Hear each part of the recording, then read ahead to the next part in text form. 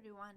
In this video, I will show you how can we highlight errors and warning in VS Code without even clicking or hovering over the mouse.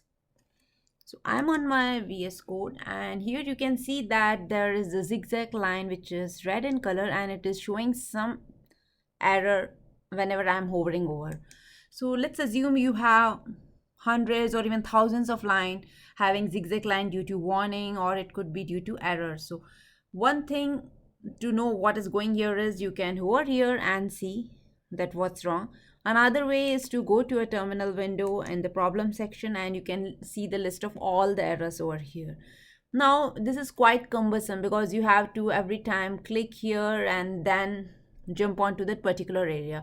So the quickest way is to look at the error there itself, like rather than this particular thing, what if we can get some description next to it?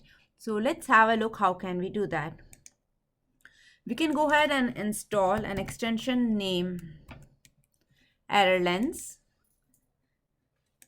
So this is the extension which will show you the preview of all the errors which are visible on your screen. Let's install. Let me go ahead and close it.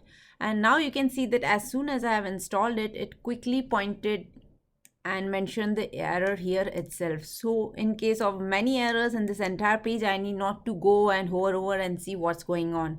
So I feel in some cases it's a very good way to check and fix all the errors. So now I can quickly go here and fix it. And as soon as I fixed it, the error is gone. Another thing is, let's say you are typing something and you just stop typing. So you can see that it started pointing you that what is to be the next. So you can just put it semicolon and you are gone with the errors.